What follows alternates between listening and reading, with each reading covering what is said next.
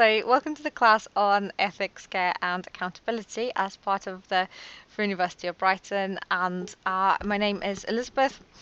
I've been involved in the University of Brighton for quite a while, been doing different classes every year, and I kind of wanted to start by talking a little bit about what why I'm doing this class, and what I'm hoping to get out of it. Maybe kind of give you a bit of inspiration to think about what you're hoping to get out of it too. Um, so I finished my I finished my PhD a while ago, and I've had various different experiences in academia, mostly kind of lecturing in different universities, having to travel a lot, not really being able to find a permanent position or be stay there for stay in one place for long enough so that I can have a kind of a good long-term relationship with my students. So the Free University for me is the place where I can do that, and I enjoy doing that in. And in the last couple or so years, I've started getting a little bit more confidence and really enjoying it. A lot more, feeling a lot more like I'm able to think about what I want to do and the ways that I want to relate to my students. And last year we had I did a class on utopia and sci-fi, which I really enjoyed, and it was the first class where I kind of decided to teach something that I was really passionate about and really wanted to explore. And this class, last year's class was also, I kind of made a very specific commitment that we are not going to read any male authors, cis male authors, that is. So we only read female, trans, and non-binary authors, and I kind of want to continue with that, with that trajectory a little bit. So this class is on ethics and care, which is kind of what I wrote my PhD on. So it's still it's something that I'm still very interested in, and I still find it really hard to I guess kind of make practical or like understand how it would relate to things in the world. So I really hope that we approach this class with I guess care for each other and try to be helpful and figure things out together.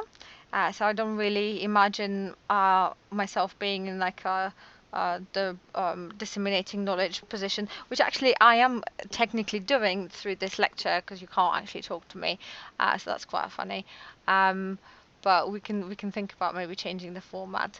But then I was hoping that well, I guess essentially what I'm saying is that I'm not going to give any big answers. That things are actually quite messy, and there aren't really any answers. But I hope that we can kind of think about some problems together and hopefully make them practical and useful for our lives. Apart from that, my background is in philosophy and politics, and actually I've been teaching linguistics in the last few years, so I also know a fair bit about languages. And that's it. Oh, and the other reason why I was actually inspired to do this class was because I guess I've always had a bit of interest in ethical questions and how we live with other people. But particularly in the last couple of years, I've been faced with a lot more caring responsibilities, and that kind of brings other questions. I've also really been interested in particular type of ethics of care, which is I suppose like often thought of as like part of feminist ethics, but we'll problematize that a little bit later. And I wanted to continue with the teaching non-cis male authors, so that's what we're going to be doing in this class. I have to say it's a massive pain actually to find. It's very difficult. It's so unbelievably difficult to find um, uh, women or non-binary people writing about this. It seems like it's a very heavily dominated male field, but it's alright. We like a bit of a challenge. Okay, so the first thing that I wanted to do today is start with a little activity. And I was hoping we're going to have the chat, but we don't have a chat. So if you can go back to a river and maybe do it in the chat there, that would really help. And what I wanted us to spend a couple of minutes thinking about is just what questions do you think are ethical questions?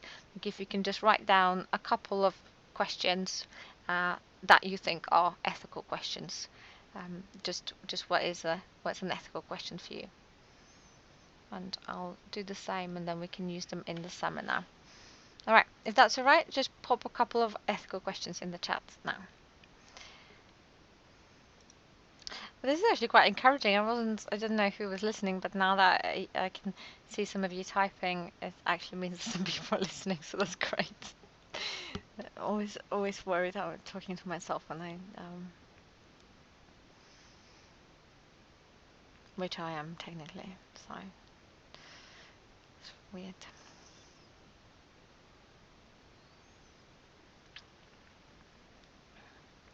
Okay, so we've got some ethical questions here. Some of them more statements than others, but I guess that's ethical topics. Don't know what an ethical question is. It's a question that you think relates to ethics. You can see the Twitch chat. That's really good. I can't see the Twitch chat. I don't know how to find it.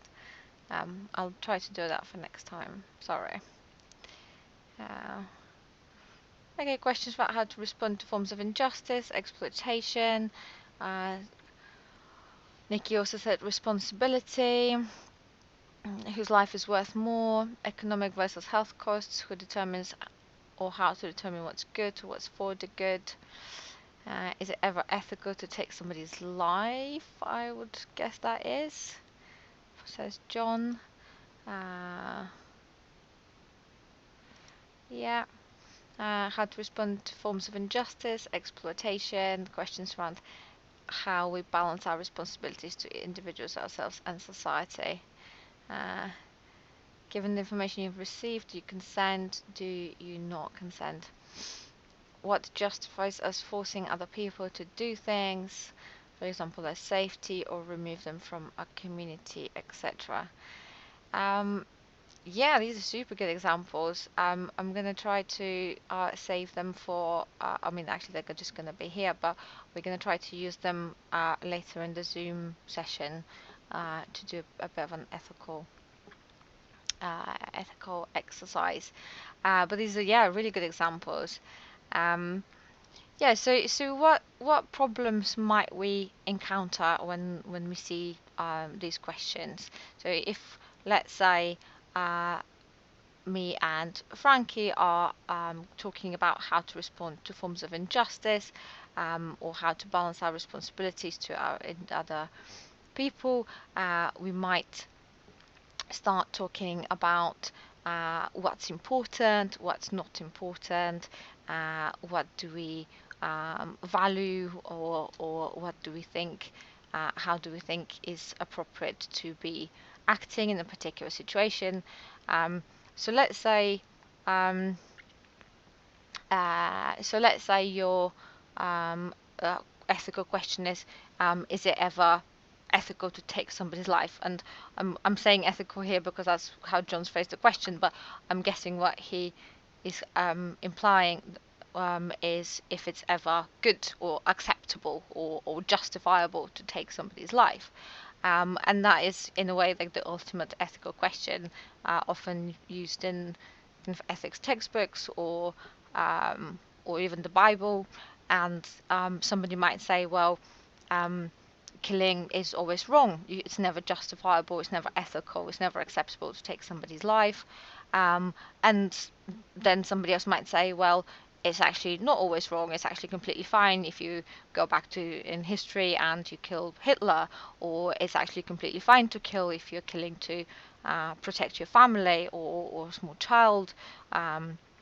So either way, like the answers to these questions are always going to be based on some kind of values that we hold, maybe some kind of ideas about the sanctity of human life, or maybe values about your bodily autonomy, maybe ideas about the importance of society. John's saying something else in the chat. Thank you, John. It would be great to discuss this later. So once we start asking these questions about values and what's important, and if it's always wrong or right to do that, then we enter the realm of meta ethics. So we need to kind of do a little bit of a groundwork or like skeleton work around ethics, um, and kind of philosophically where they stand and what they are. And we're going to start with talking a little bit about what's the difference between ethics and morality. And before we kind of able to distinguish this, I just wanted to start with the kind of the three types of ethics, well, kind of the three branches of ethical philosophy, and that's so. I'm sorry, I wanted to do like a little PowerPoint, but I don't actually know how to show it on Twitch again. I'll try to do that for next time. But if you imagine it like ethics, and it kind of forks in three different areas, and that's the areas of meta ethics, then normative ethics, and applied ethics.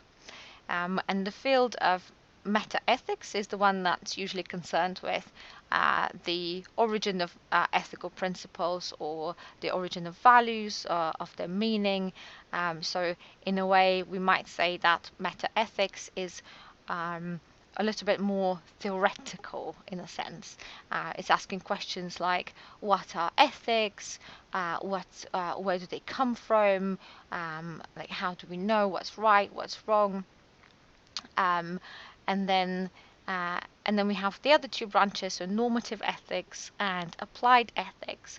And normative ethics is they're often thought as like a bit more practical, and they define the limits of right and wrong actions. So they are they say kind of this is right, this is wrong. So they're a bit more like rules, I suppose. And then we have applied ethics. It's when we apply these rules to like a particular controversial issue, most likely controversial. And that's something that and even this division is something that we're going to question a little bit and think about, but I think it's helpful to start with this in mind to kind of imagine the whole field of ethics. And then on the other hand, we have the problem of ethics and morality, which is also something that we're going to be looking at and kind of trying to understand. So generally, in kind of everyday language, they're often thought to be fairly interchangeable, fairly fairly similar, and we're going to make a differentiation between the two, which is going to be quite important. But for now, we can kind of just focus on calling it ethics rather than morality. And when it comes to it, we'll make the differentiation.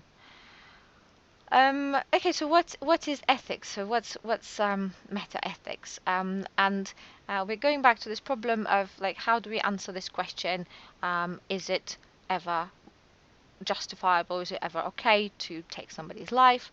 And how do we answer this question? Do we kind of just go to some kind of objective truth that exists, and some kind of objective rules that we can all agree on or find somewhere maybe, or is it all just a bunch of like ethical conventions that are just kind of like our preferences and sensibilities and culture and how we're used to things, and there's kind of like a few different perspectives on the field of ethics, and some people say that moral facts or like ethical facts are the same. They exist in the same way as scientific facts exist. So they are something that's testifiable, and they are we can know them as humans. We have access to them in some way, and some people or some of these ethical theories are actually kind of fairly popular. So that would be something like consequentialism, which is a theory which actively measures the positive outcome of an action, and therefore deems it as good or bad. So consequentialism would say, okay, well, this giving away free soup has made 1,000 people happy. That means it's an objectively positive, good thing to have done. So this is kind of like what is called like a moral realist attitude, the belief that there are moral facts the same way that there are scientific facts, and we can know them as humans. So there is also kind of splits within this camp, you might call it. So some people say there are moral facts, they do exist, but we don't necessarily know them, we don't have access to them. So that, there's not always kind of clear cut, but that would be kind of the bigger picture of this camp. And obviously the main criticism of this is that if there are indeed moral facts, then why do people disagree with each other so much? So where do they come from, these moral facts? How can we test them? And why does everybody think differently all the time about these things? When it comes to scientific facts, at least there is usually some form of consensus. So with gravity, you can kind of test it, you can prove it, and there is a general consensus that gravity does exist. We experience it. So what is different about moral facts that means that we disagree so much? And we'll talk about this in a bit, and that's called the grounding problem of philosophy. So what do we of ethics? What do we ground our ethics on? And within moral realism, you might have heard these two. There's like a kind of again like a split, which is between moral absolutism and moral relativism. So moral absolutism is the idea that moral facts are universal, that they apply to everyone, and that they are constant through human history. And that would be what would be an example of this? I guess an example would be that it is always wrong to take a human life, and it's always been throughout history, and it applies to everybody, so there's no exception to the rule.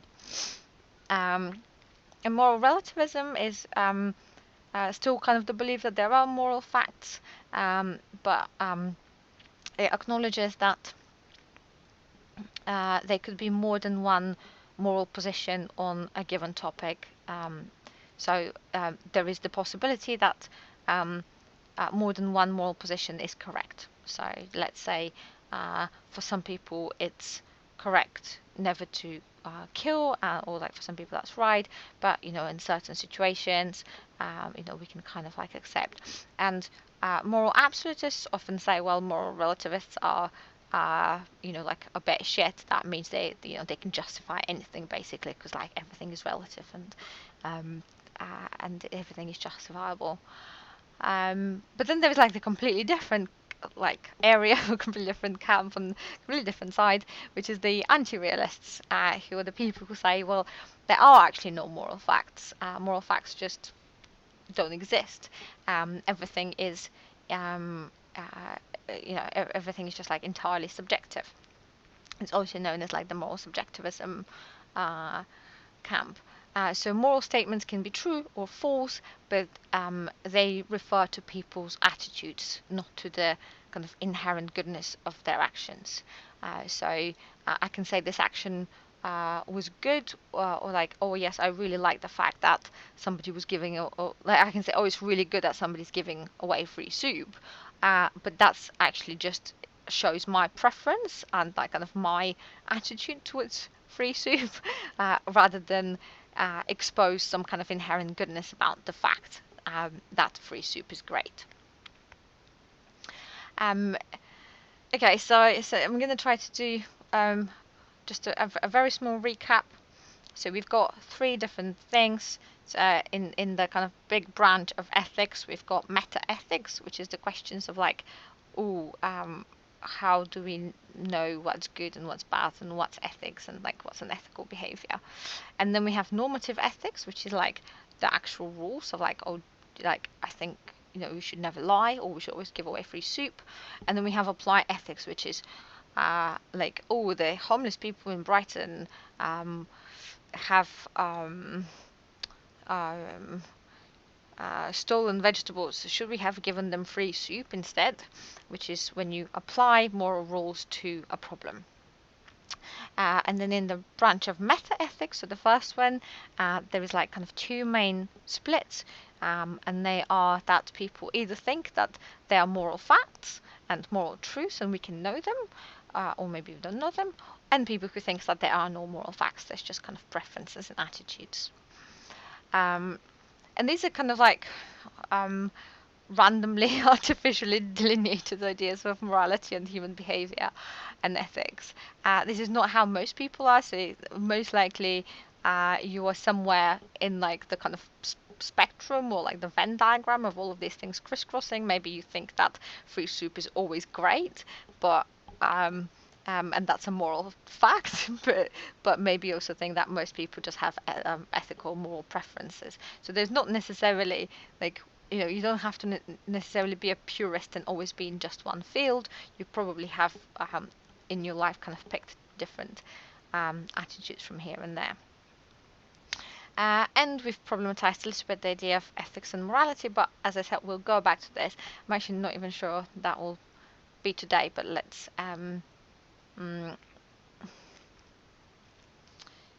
but it will definitely be something that will happen in the class. Okay.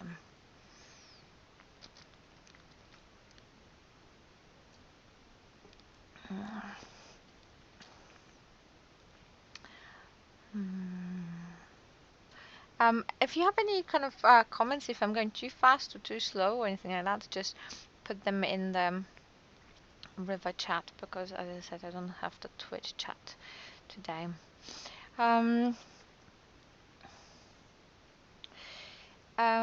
Okay, well, let's dive into this a little bit in relation to ethics and morality. Sorry, I'm just going to see what people are typing in the chat. Oh, okay, thank you. Oh no, I'm gonna get all awkward and blush now. Okay, so yes, okay, a little bit about like ethics and morality. So as I said, they're often used interchangeably, and they are, I suppose, for like a large chunk of human history and philosophy, they were, it's the reason we're going to problematize this is because it would allow us to talk about slightly different things, and it would allow us to make kind of a really fine distinction. And I really like I hope it works, but we'll go over it again. So they're often taken to mean the same thing, but the way that, or like the kind of ethical position we are going to be coming from looking at ethics and care and accountability requires us to make a different kind of distinction uh, uh, rather than the ones that I've outlined so far. And it's a distinction that is actually applies to all the three different levels, so to all meta ethics and normative ethics and applied ethics, and it's a distinction that is in terms of um, it's a difference. The difference between the two is one of power rather than of how we relate to moral truths. So the question of power, particularly in this sense, is not often been a question of ethics. So we might have um, and I'll talk about this in a minute because that's something that pops up in the little text that I sent you to read. But it's often the way we're going to talk about it is we're going to think about morality as something that is a term that applies more towards institutionalized forms of um, ethics, I guess. And it is morality is often something that comes from religion, let's say, or like imposed social norms. We might think what we might think about something like the Victorians. They had pretty kind of strong Puritan, maybe morality. So it's kind of like really strong social norms and institutionalized maybe social norms. And they do exist today as well. So that's not something that's necessarily related to the past, but exists. Religion still is today as well. But it's something that finds its grounding, its moral grounding in a particular way. And ethics is often um, kind of perceived as like something that's a bit softer than morality. So it's not really like kind of sort of institutionalized. It's more like a blueprint or guidance or something like this. And um, uh, and this is kind of like the common way of like still kind of like a common way of understanding it, like kind of slightly interchangeable. Morality maybe like stronger in the sense, but like ethics um more kind of blueprinty, more like guidance, just kind of some rules. Um, uh, but we are going to go and look into that a little bit more in depth because we're going to use a theory that would allow us to see how the uh, how the difference between morality and ethics is actually a difference in the grounding of the moral truths, rather than like the kind of strength of the of the rules that they imply. And again, like ethics, like kind of often when we hear it, we think about something that's like moral or maybe even something that's legal. So like something that's right or wrong on the basis of some kind of like external force, like external legislation. So let's say when it comes to religion, we think about like ethics is like or like morality is like what would God say or what would Jesus do, what's right or what's wrong on the basis of like the Bible, for instance, or like I don't know, my priest. Um, or maybe like what's right or wrong in terms of law. So like, what does the law say about this? Or is this like legal or not? So there's like this deference to like some kind of authority that sets the rules. Or we might think of ethics as like a code of conduct. So it depends on, I don't know what jobs you're doing, but like doctors have like specific kind of ethics, but also like all sorts of other professions, teachers, engineers. Um, I mean, I probably pretty much every job these days has like a code of conduct, which is um, um, which is kind of like again like kind of the way we think about these like normative ethics, and the foundations of these codes of conduct are rarely something that's called into question, and one of the fundamental assumptions of Western normative ethics, or like and kind of one of the fundamental groundings of Western meta ethics is the concept of the individual as like a separate autonomous entity. And I'm going to try to unpack this a little bit more without going too much into kind of the big history of philosophy. But when we talk about like separate autonomous entity, we're talking about an individual who has a capacity to self-determine, so to decide their own law, their own actions for themselves in almost like a solitary and isolated manner.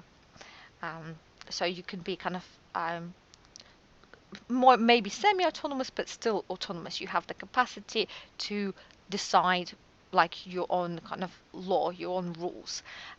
So let's say I don't know, like I have the capacity to decide I want to go and run around naked or something.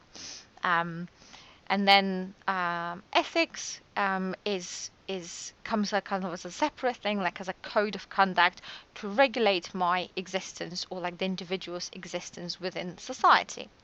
So like then I don't know, maybe like I want to go and take lots of sweets from the shop, but we have kind of ethics and we have the law as like something that regulates this activity. So I can't just go and run around naked because it will be antisocial. People would start going, well, this is not great, or etc. But actually not in Brighton, but in maybe other places. Or like if I go and just help myself to some sweets from the shop, like I'll be arrested, or maybe like I don't know, like security guard will catch me and I have to apologize and all of this. So ethics is what regulates somebody's behavior within society. And in this sense, then we have ethics as like a relationship between the I on one side, the individual, and then the we, the group of people that is society, which is often almost like this kind of abstract we as well. And to kind of flip this on its head to like think about the other implications of this, it essentially implies that if there are no other people, if there is just the I, then the individual will be truly autonomous and they wouldn't need to adjust their behavior in any other way. So ethics is what kind of restricts our behavior, so we become, I guess, like socially acceptable, like behave in a manner that's like socially okay. And I'm hoping you can kind of see where I'm going with this assumption, because it's like it feels like I think especially from like kind of Western philosophical view, it feels like a really basic assumption. Like it just kind of feels like it's really obvious. That's what I mean by basic. So it feels like it's really obvious, but actually when you start kind of questioning it, it's quite funny. So this is really the assumption that, for instance, underpins something like Thomas Hobbes, if you're familiar with Thomas Hobbes and his idea of the Leviathan. So it's kind of the assumption that it's I versus the other, and there needs to be something to regulate this conduct. And in Hobbes's suggestion, it's like sorry, I've lost the words. A ruler, a tyrant, almost like somebody who lays down the law really strongly so that everybody follows it. And then some other people say, well, no, you went in social contract, etc., etc. So like almost like all of like kind of Western political philosophy is about how to regulate this conflict between the I and the society. It's essentially like a hugely different view from the ancient Greek view, and we can think about Aristotle here, for instance, and like the was it man is a social animal, social being, inherently a political being. Sorry, I'm quite tired and not paraphrasing this badly. I can't remember the exact phrase. But the idea that we are always kind of coexist within a society. And I'll talk about this in a minute again. But this is kind of like why how we go back to meta ethics and the problem that ethics philosophers can never, or people who are just genuinely live in a society can never really truly agree on what's the right action, what's the right course of conduct because they can't agree on what's the foundation from which to derive that judgment. So if something is right for you but it's not right for the group, then how can we agree? So is it just like a matter of the strongest wins, the more guys win, the people with the biggest muscles, or like do we kind of have consent, or do we continue to chat it over? What if there is like a fundamental disagreement that we just, it's just unsurmountable? Like, I don't know, like we just cannot find the answer to this. In the past, people often pointed to religion as the ultimate foundation. So, God says this is what's going to happen, and for many reasons this has been discarded. But the reason in particular that I want to mention why we don't really think about religion as something to do with ethics or morality is that kind of comes from Deleuze-Guattari, who I'm going to be mentioning here and there as we go along, but the relationship between God and man, I'm specifically saying man in this way, sorry, I'm going to do this for God and man, is ultimately not an ethical relationship. It's in that relationship, whether one does good or bad is just kind of a result or accidental to your relationship to God. If somebody is acting good because kind of following God's commandments, you're doing it to follow God's commandments, not because you're fundamentally a good person or because you subscribe to some idea of goodness.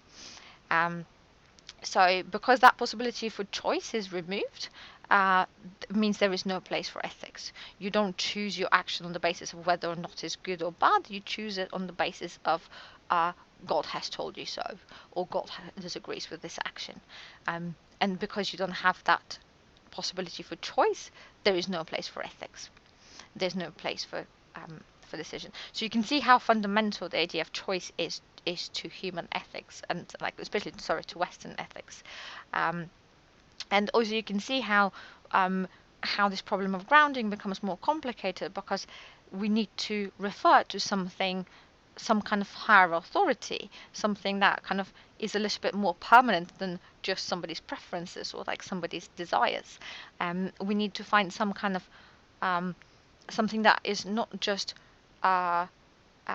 outside, like an outside authority. We also need that authority to kind of create specific rules, so for them to be normative. If there is nothing to ground our preferences and our ideas, then they cannot be binding. So nothing can make you act in a particular way. So I'll try to explain this a bit better.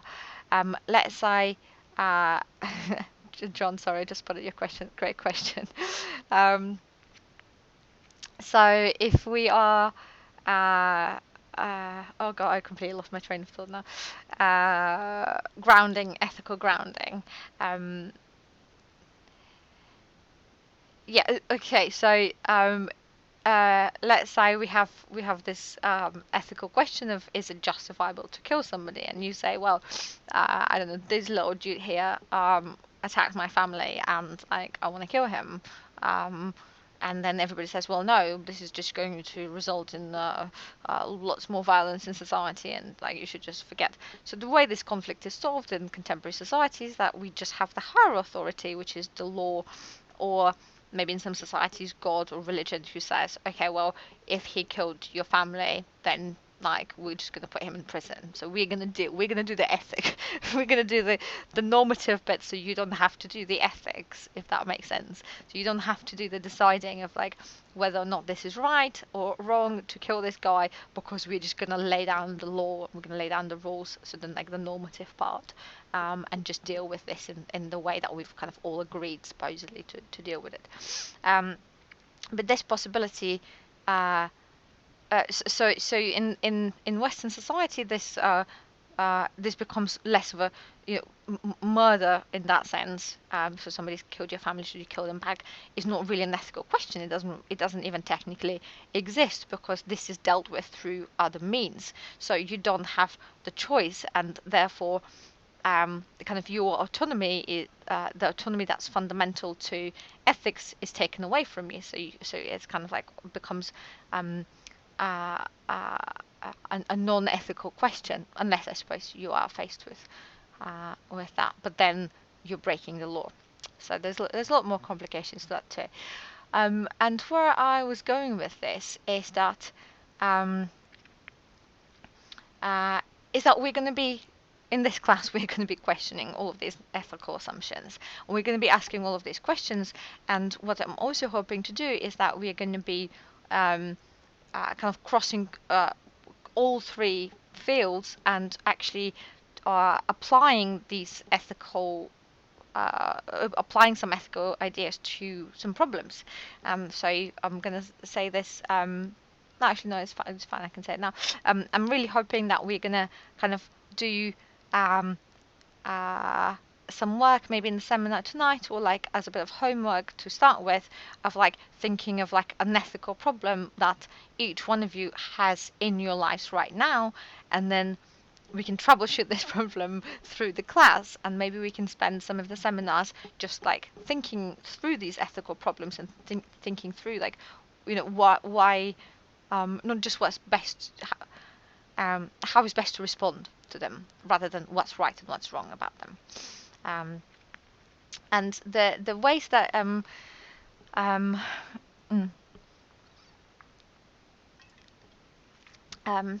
the kind of three questions we're going to be going through in the class are going to be, so starting with this problem of ethics and the problem of ethical grounding.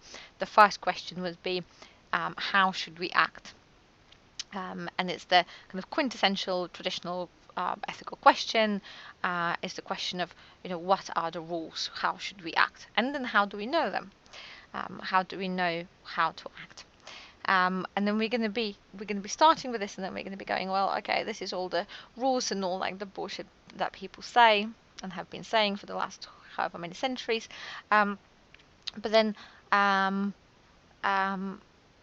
we know that this doesn't necessarily correspond to how people actually act.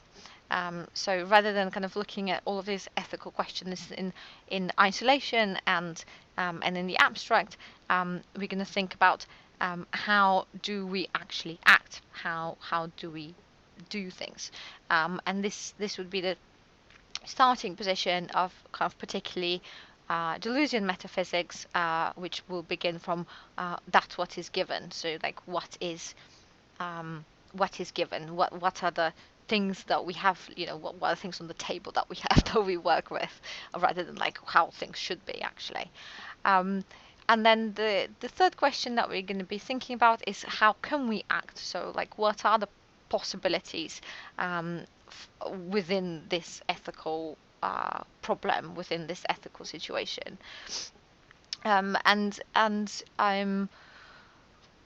one of the things that I would really kind of like to bring in the class is questioning this idea of autonomy, of like of the individual versus the society, but also questioning this idea of kind of moral questions or like ethical questions being thought of in isolation, of something like abstract that we just kind of learn in the class, and then like we go about our lives and just apply. We're going to be questioning the idea of what's an ethical problem. So like I don't know, lots of people say what would be like abortion is an ethical problem, but like quite often abortion is nothing to do with ethics. So we're going to be thinking about like what actually makes an ethical problem, and then how can we know that something is an ethical problem, and how can we rethink ethical problems to like open up this possibility for change and for self-determination. And finally, we're going to be questioning this idea that ethics have to be completely impartial and like detached from feelings and personal preferences. So a lot of the time, feelings is almost like seen as like the anatomy for like deciding ethical questions. We can recognize like most ethical theories try to keep feelings out of ethical questions. So they say, we need to kind of be impartial, be objective in this. But this is also not how life works. We never can be truly impartial, and we can never truly be kind of outside of our feelings. So therefore, we need to acknowledge that they are existent in our ethical problems as well, or like our ethical conundrums. And I'm just going to finish with a few words about ethics of care, and kind of the role of care in this. And we're going to be like ethics of care is it's kind of its own field again, which is quite often associated with Western feminism, particular types of Western feminism. We're not necessarily going to be drawing so much on that field that is known as ethics of care, but we're going to be drawing on a lot of other fields that also are concerned with ideas of care and accountability, but have not made it into the field of ethics of care. So we're going to be starting fundamentally with the idea that we are a we, and like rather than like an I. So it's not just like it's not like the individual versus society, and then we have to kind of fit in. We're going to start with the idea that there is it's just we. It's like all of it is just us, and we're never truly ever autonomous or separate or isolated from other humans or from the world or from the environment or from like animals and rocks and beds and tables and all of that. So we're never really isolated or detached from all other things that they are, animate or inanimate. And his kind of second fundamental principle is that there are kind of no inherent hierarchies in kind of ethical questions. So we'll talk about this in the seminar. But they are differences rather than hierarchies. So everything is different and everything is part of the same process. And that's kind of that would be the foundation of our ethics that we're going to be talking about. So let me just recap. So we've got we're going to be questioning the idea of being an autonomous, isolated, detached being. We're going to be questioning the idea that one can be impartial and objective, and we're going to be questioning the idea that everything can kind of be everything in the world can be ordered hierarchically in the way that we have knowledge of it.